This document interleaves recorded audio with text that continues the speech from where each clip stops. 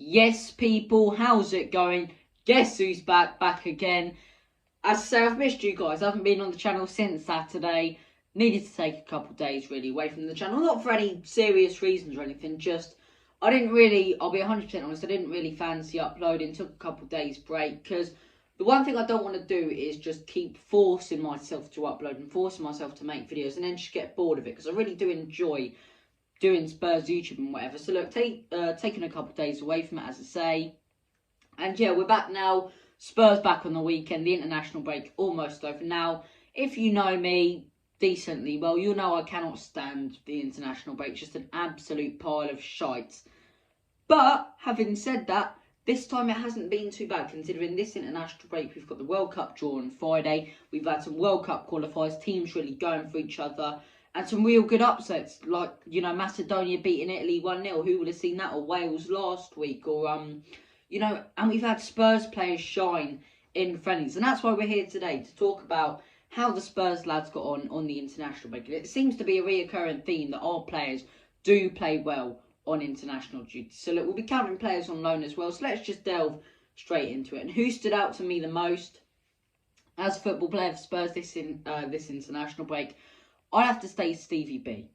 I understand it was 2 friendlies, but those 2 friendlies were against Denmark, and the other one was against Germany. He scored 2 against Denmark, I had to say, won them that game, got an assist, man of the match, and man of the match against Germany, out of nowhere, as I say. You know, the tempo's going in Germany's favour. He scores a real striker's finish, as I say. It's there on a plate for him, but he's still the one to be in that position. He's still the one to put it in the back of the net. So look, brilliant goals from Steven Bergwijn, all 3 of them. The second one against Denmark, it was phenomenal, absolutely phenomenal. So look, Bergwijn had a fantastic international break, and I'm seeing a lot of questions on Twitter and on Instagram. Should Steven Bergwijn be starting for Spurs?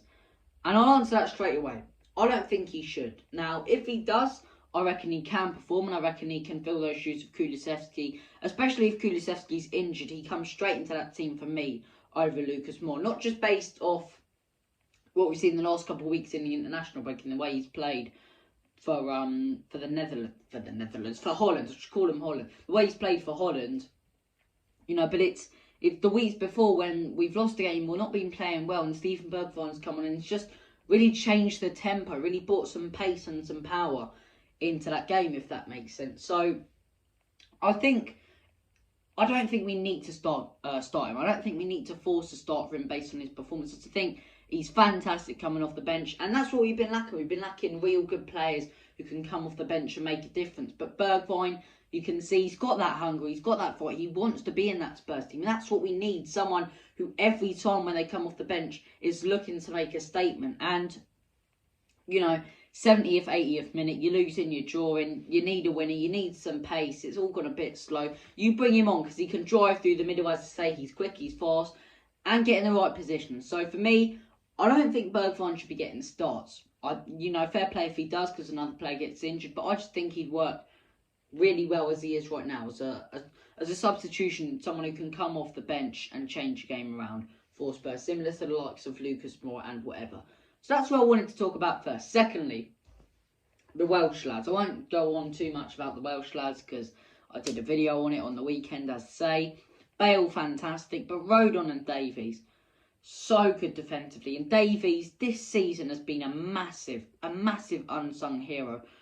He doesn't get the praise that he deserves because everyone's so focused on Romero's performance, including me, or how good Dyer's been, or how much Dyer's improved, that they're forgetting how much Davies has improved. This is a player last year that was coming off the bench under Mourinho, under you know, a backup left back under Pochettino. And say what you want about the teams and how good they were, but he's earned his place into that starting 11. He's earned his place over Sanchez, and he has been very consistent. Apart from that one mistake against Wolves, all season long, he hasn't really made many other. I can't think of another time he's made a mistake this season. He's been solid at the back, made some huge clearances, brilliant in that City game, brilliant in that West Ham game. He just looks a really good player, especially under Conte. I think you rarely get a left centre-back player who plays with the left foot.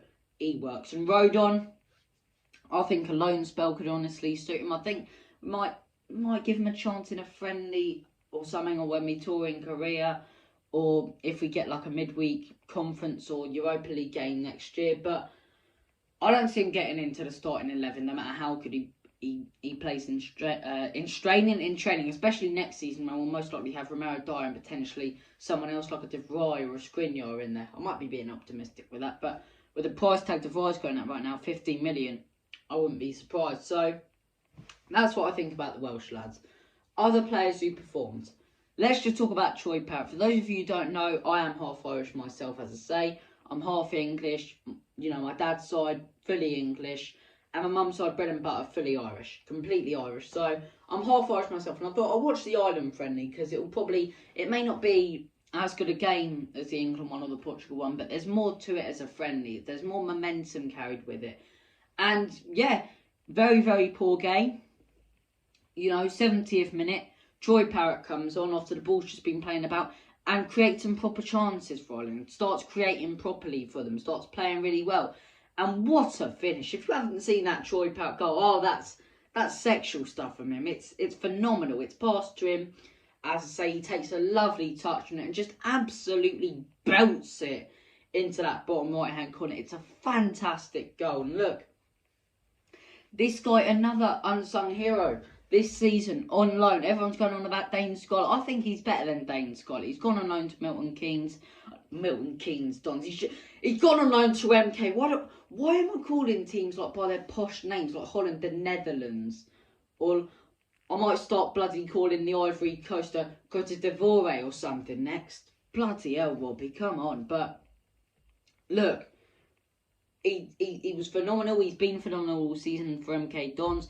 And I reckon next season when Conte gets a couple of training sessions with him, if Conte stays, I reckon he could get into that substitute bench. I reckon he could get over Scotland. Potentially, you know, all he needs is a couple spells on the pitch. And if he can score a goal or play like he did yesterday when he came on, he deserves a chance as Spurs for me. He really does. But look, apart from that, no one else really shined in the international break. Kulusevski, first game was good. Obviously knocked out by Poland last night. Not the best performance from him, but as I say, we have had some very, very impressive performances from the international lads, and that just makes me even more buzzing to see the Spurs lads ready, fit and firing. No injuries, as I say, set to go this weekend once again. Every game's a cup final from now on. So look, thank you guys for watching this video. Take care of yourselves. All the best. God bless. And as always, come on you Spurs. Enoch out. In Conte, we trust.